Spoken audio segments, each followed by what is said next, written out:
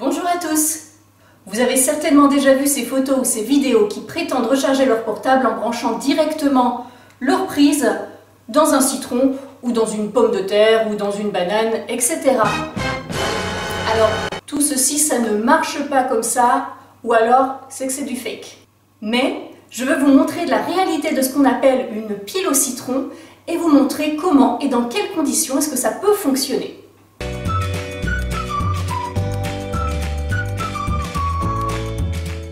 Le matériel nécessaire pour cette expérience, premièrement bien sûr des citrons. Nous avons également besoin de fils de connexion. Alors là j'ai un petit peu de matériel électronique, donc j'ai des vrais fils.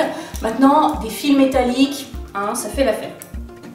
Ensuite j'ai des lamelles de cuivre. Alors vous voyez le cuivre, ce que c'est des métals un peu rouges. Ça me fait penser aux pièces rouges. Donc voilà, si vous avez des pièces de monnaie, des centimes.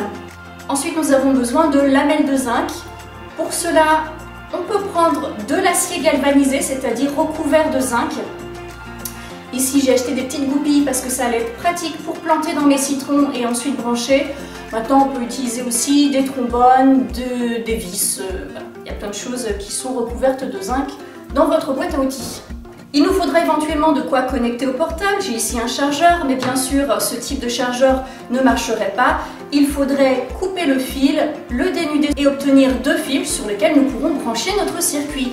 Mais avant de détruire mon chargeur, je préfère opter pour le test de la tension et de l'intensité au travers de ce magnifique multimètre.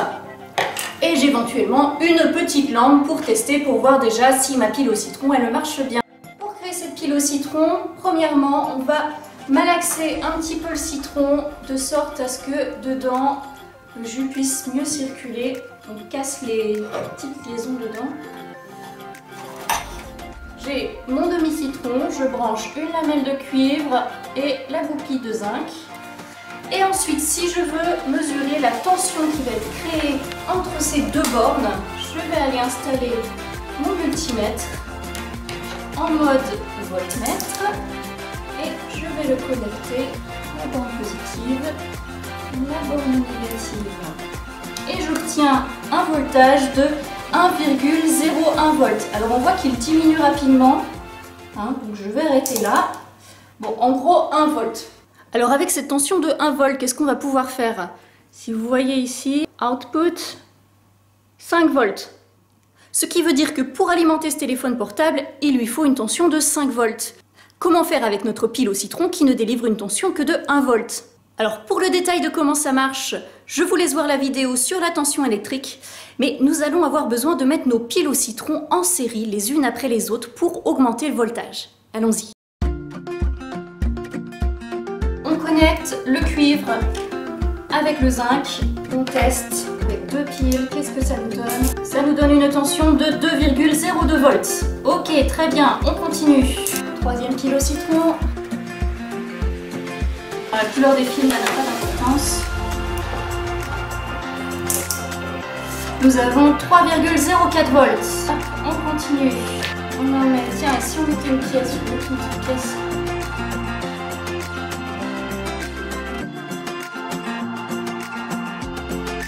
Une tension de 4,03 volts. Cela progresse. Nous sommes presque à 5 volts.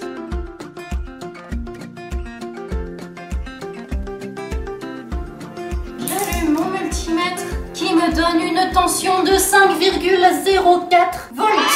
Allez, maintenant qu'on a cette tension qui marche, est-ce que notre lampe, qui normalement s'allume pour une tension de 5 volts, va-t-elle s'allumer?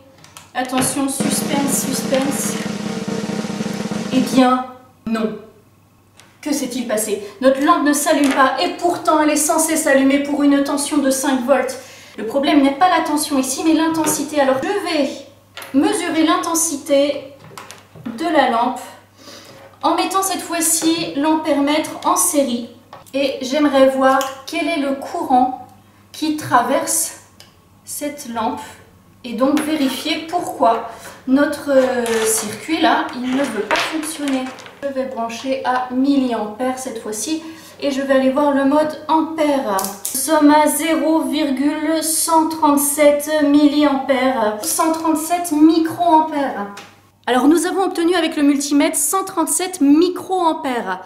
Pour une lampe de ce style-là, je ne sais pas si on peut bien voir, on a besoin de 0,3 ampères, c'est-à-dire 300 milliampères. Autrement dit, il faudrait entre 2000 et 3000 fois plus d'intensité électrique pour faire fonctionner ne serait-ce que cette petite lampe. Alors pour ce qui est de charger notre portable, sur la prise du chargeur, il est écrit 2000 milliampères. 2000 milliampères, si on calcule, pour obtenir ça, il faudra environ 15 000 fois plus de courant.